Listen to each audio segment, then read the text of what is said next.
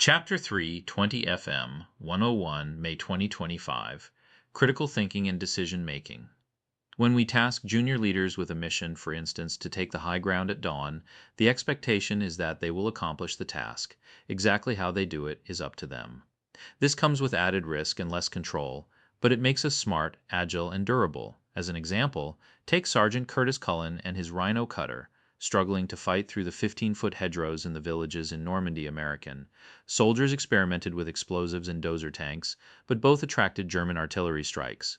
Taking a more subtle approach, Sergeant Cullen applied his welding skills and repurposed German anti-tank obstacles into pronged cutters that sliced neatly through the hedgerows. Sergeant Cullen's invention worked so well that his chain of command brought it to the attention of General Omar Bradley, who in turn ordered that as many tanks as possible in First Army should be outfitted with the plows before the start of Operation Cobra.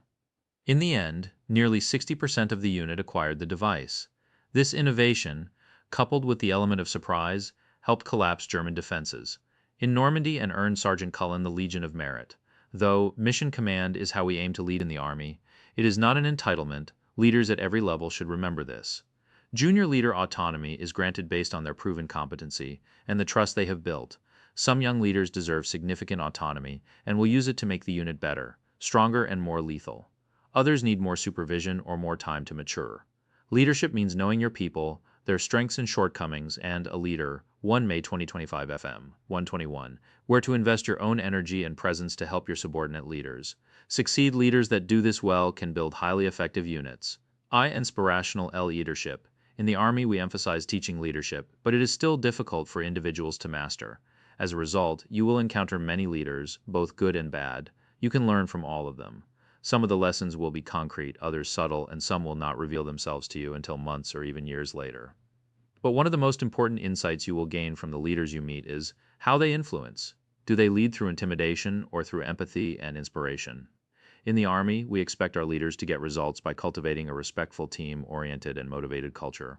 Conversely, we strive to identify and root out leaders who build cultures based on fear and contempt, which we label in other doctrine as counterproductive leadership. See AR 600-100 and ADP 622 for more information on counterproductive behavior and building cohesive teams. Inspirational, empathetic leadership should not be confused with being soft or aiming to be liked. On the contrary, good leaders, as tough as they might be, care for their soldiers. They demonstrate understanding, provide respectful feedback, and cultivate a command climate that enables learning, maintains accountability, and moves the unit toward mission accomplishment. As explained in 1879 by Major General John Schofield, the discipline that makes the soldiers of a free country reliable in battle is not to be gained by harsh or tyrannical treatment.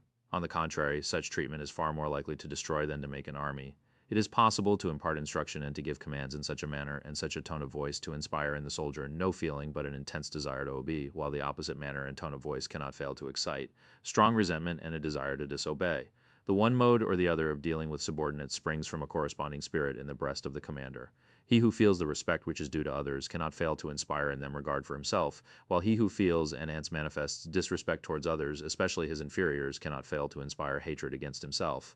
This is a clear explanation of the type of leadership we should all aspire to practice. Followership, unlike leadership, is not a well-traveled topic, yet every leader in the Army, from corporal to general, is also a follower, and good followership